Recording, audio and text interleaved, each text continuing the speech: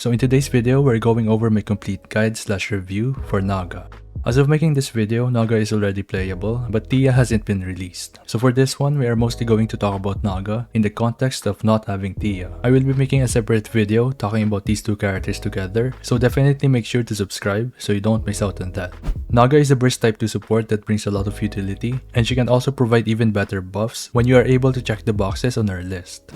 Guardian of Friendship is a passive skill that is going to recover the cover's HP for all of your allies, every time Naga does 12 normal attacks. It will also increase your team's damage to the enemy core whenever you apply a shield. One thing to take note about is that the cover HP recovery works the same way as Litter skill 2. You can no longer recover the HP once the cover is completely destroyed. Her skill 1 looks good on paper, but because of how the HP recovery works, this can potentially introduce some problems when it comes to the synergy between Naga and Tia. Tia has a skill 1 that highly depends on your team being able to recover the cover's HP. But if you're up against enemies that can completely destroy all your covers, so for example you have Harvester, Gravedigger, and Modernia, then in the case where all of your covers are completely destroyed, Tia's skill 1 is pretty much out the window. The damage buff from this is additive, and most characters will have a 200% base core damage, so a level 4 skill 1 is going to boost your character's core damage up to 261.94%. Although one thing to keep in mind is that activates when applying shield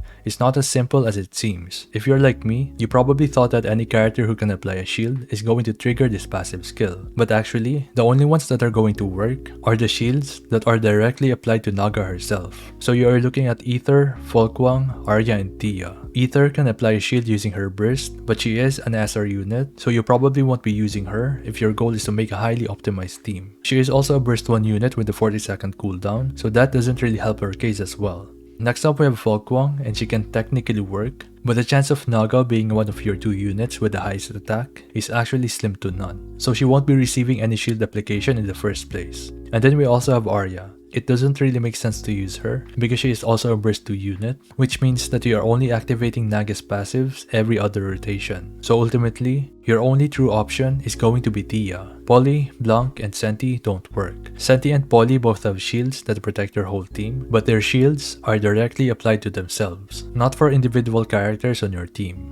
When it comes to Blanc, it doesn't specify if her shield is applied to herself as well, but this also doesn't work, so we can only assume that it works the same way as the other ones.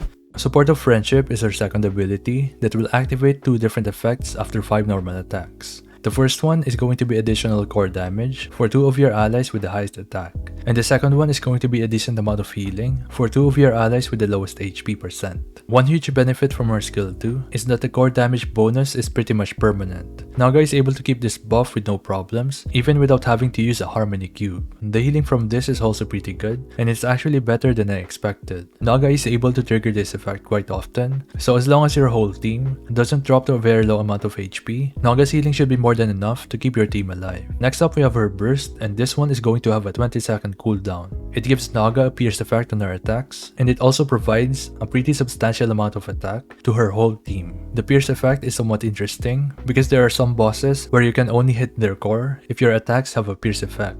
There are also some enemies like the Rebuild Stout, where the best way to deal with their shields or whatever mechanic is by having a unit that has pierce on their attacks. So while the pierce effect might not be generally useful, it is still nice to have for situations that you need it. The way you are going to play and build Naga is going to be slightly different depending on whether you have Tia. Naga is going to be providing significantly more buffs if you have Tia, making her both a healer and an excellent buffer. But if you don't have Tia, Naga is going to be more of a healer than a buffer, because Naga can only provide 1/3 of her offensive buffs. But with that being said, even if Naga is being crippled, she is still usable even without Tia, and I still recommend going for Naga over Tia if you can only afford to get 1 unit.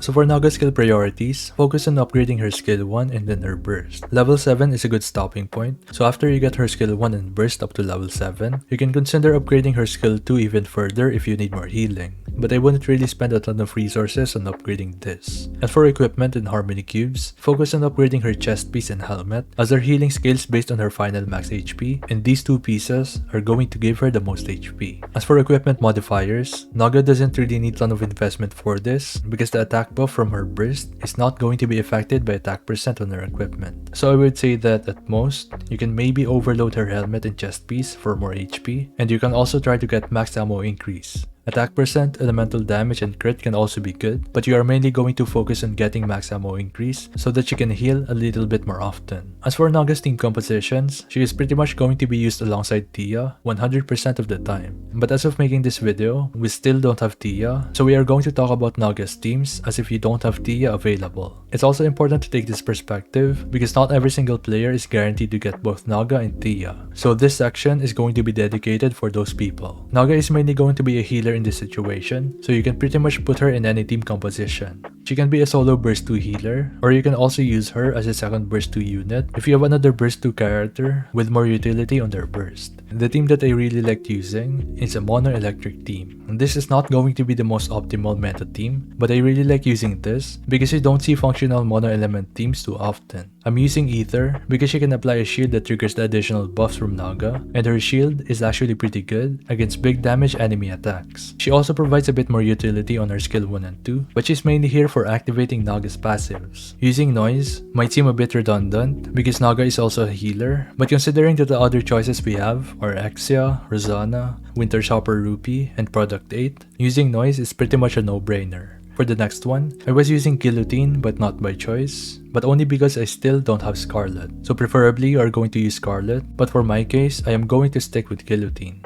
And to complete this mono-electric team composition, we have Anise Sparkling Summer. She is overall a really good DPS unit, but what makes her the best option for this one is because her skill 1 is going to buff your whole team's damage whenever you enter full burst. So that is basically the cherry on top for making this mono-electric team viable. So overall, Naga is going to be a great pickup for anyone who is looking for a really good healer and potentially a top tier buffer if you do end up getting Tia. We also don't have a lot of viable burst 2 healers, although we got Marchana recently, but it's actually pretty sad that she basically got power crept immediately after her banner. I will say that Naga was a bit overrated, which is kind of understandable because she has big numbers on her skill values, but actually, those big numbers on her core damage buff doesn't really amount to anything crazy, just because of how the core damage buff is calculated. But regardless, she is still going to be a very strong support unit in any team. So if you are not too concerned about the potential anniversary banners, you should definitely try to pull for her. As for my ratings, I'm probably going to keep it the same, so I will have my ratings from my pre-release video up on the screen. So yeah, if you have any questions, feel free to leave it down in the comments below, and as always, don't forget to leave a like,